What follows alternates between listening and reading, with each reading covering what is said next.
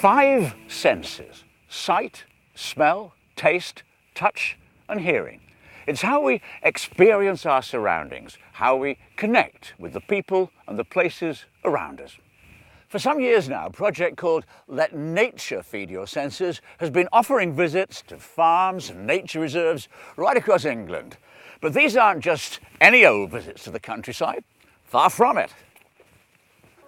These sensory-rich visits are enjoyed by people who don't have easy access to farms and nature reserves. Children from inner-city schools, people with learning disabilities or sensory impairments, older people with dementia.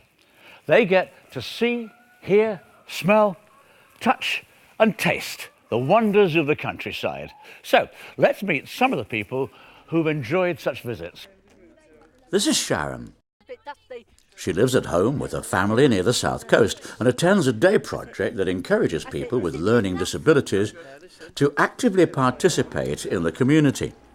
She has twice visited a local dairy farm with the group and just loves being there.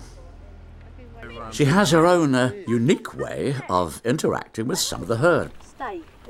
All right. Calm down. Calm. It's so tall. It's a bit strange. Never. When I go home tonight, I'm going to tell my mum about this tractor. Let Nature Feed Your Senses visits are planned around the needs of each individual group of visitors. Weetabix from the wheat and the shreddies. Props such as old books, photographs and farm tools, even a tea party with china cups, not only make visits more enjoyable, but allow people to revisit past experiences. Look at these cows, all having babies, darling. Pardon? These cows, all having babies, darling. Not now, but not at this minute, hopefully. They can rekindle happy memories and associations with the past, particularly for people who have dementia. On her visit, Doreen, like many other elderly visitors, enjoyed reminiscing about her wartime experiences living on a farm. First of all, it was the bombs, and then it was the Doodle bombs, and so I got evacuated. I stayed in a little village outside, not far from Bodmin. Not many sheep, no, mostly cows. Yeah. It was a milk farm, Okay.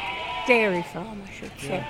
So I used to walk the dogs around. It's great that you've come out today and that you can. It's lovely, you can yeah, get it's lovely. Back to old times for me. Lovely to meet such nice gentlemen.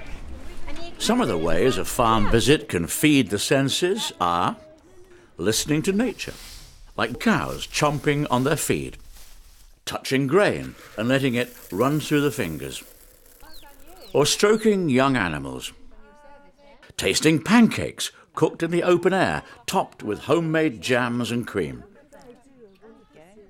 drinking milk on a dairy farm, or simply watching sheep. And of course, there's the smell. Every farm has a rich collection of smells and aromas, not always so appealing. There's nowhere more sensory rich than a farm. And the benefits of a well-organised, active visit run by a trained and experienced host are enormous.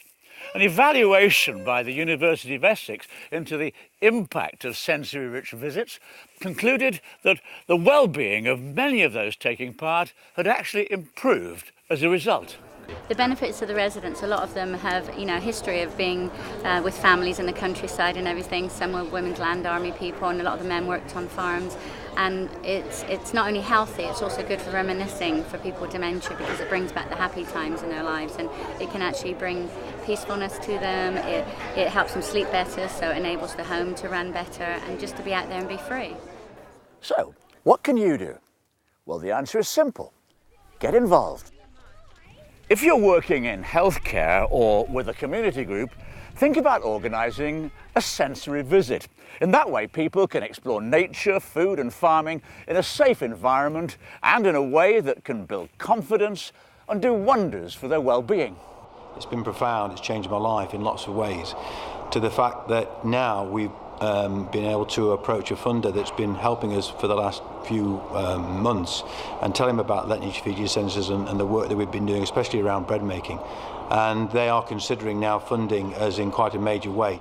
If you're part of a company or a club or an organisation, you can support the visits in other ways, for instance, by helping with funding, with volunteering. And my daughter's disabled, so she's quadriplegic, so she has to be carried or wheeled in a wheelchair, so she's carried on my back, which enables us to walk on the farm trails, so she experiences the outdoor pursuits, walking and all the other activities that we can do outside. The animals she really enjoys if they approach her carefully, and I just lean so she can actually touch them, but she gets excited, but she wriggles around in the sensory experiences, but she really does enjoy it. So the sensory elements of our visits involve all the senses, and that is critical to the visits, that we give people a chance to touch, smell, see, hear and taste various things around the farm. There's a tremendous interaction if you can achieve this, and people benefit from all the senses. You can get in touch with participating farmers through the project's website. That's www.letnaturefeedyoursenses.org. Personally, I think it's a great scheme, and I hope you do too. And thanks for watching.